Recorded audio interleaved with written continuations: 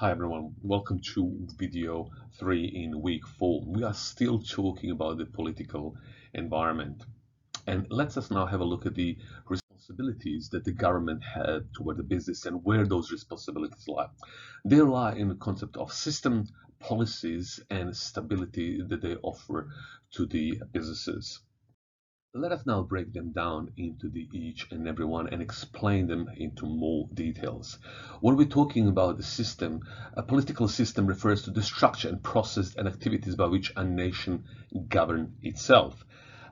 We basically looking into the things that the government needs to do for the businesses and also the things that they don't have to do. Basically, working their way around the businesses themselves and making sure that they operate well within a given environment.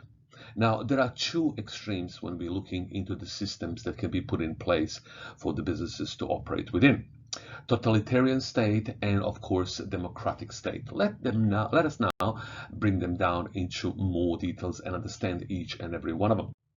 Now, when we are talking about the totalitarian state, you have to understand that there are rules of the government, a lack of constitutional guarantees, restriction participation to the various projects that might be available within the government and within the economy itself.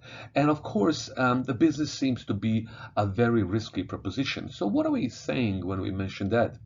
So the foreign direct investment or companies that are looking for the foreign direct investment in overseas countries will take a good look into totalitarian state and decide whether their foreign direct investment is actually viable and beneficial for the organization and coming into that particular market.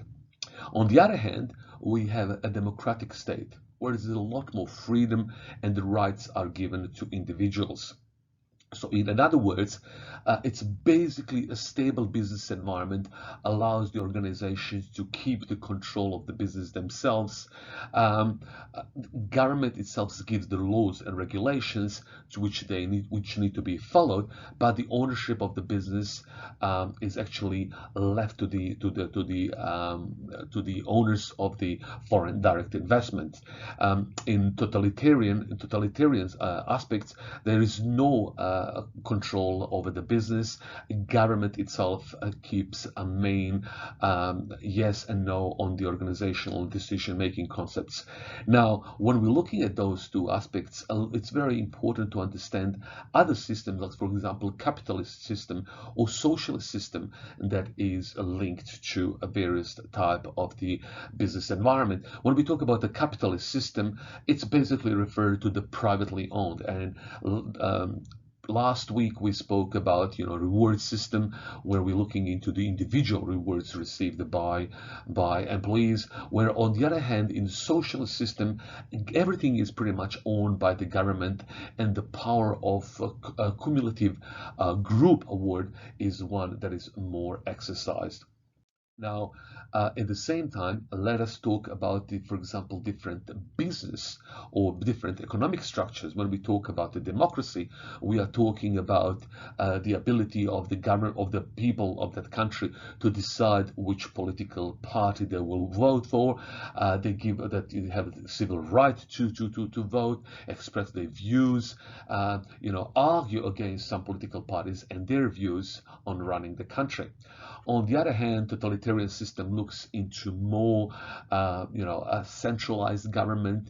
Decisions are made on one level, and the businesses that are normally operating within those countries are owned by the state government. We're mainly referring to those big, medium, and big size enterprises.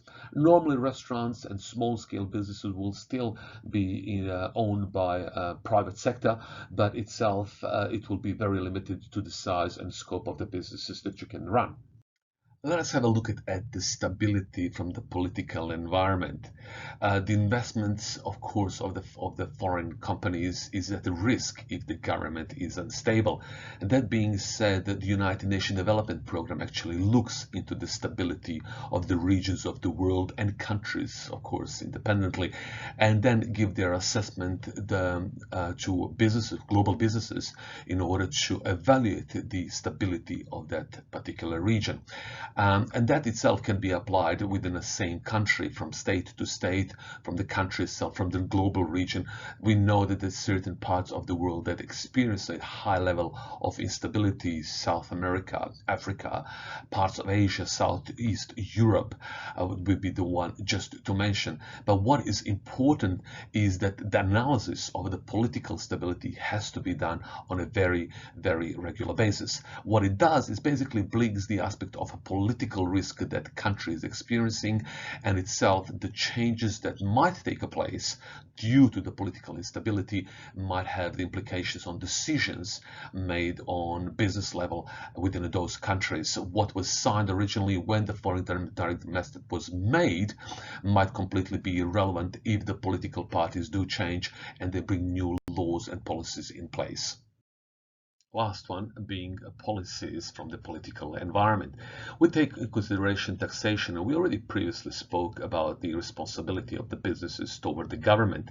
Well, government raises the revenue and do specific aspects that are needed from their point of the equation. We spoke about the government responsibilities toward the businesses, but at the same time, they aim to improve the welfare of the conditions within a society. But on the other side, also policies are there to protect consumers. So it's not only about the businesses, but also consumers. There are various policies, laws, regulations on the safety of the products when they reach domestic market. We've seen over the course of the last 10-15 years, some new products had to be recalled due to unsafe use, unsafe materials used in those particular products, faulty aspects of the certain goods that subsequently were leaving consumers worse off when using those particular products. Until next video, take care, stay safe.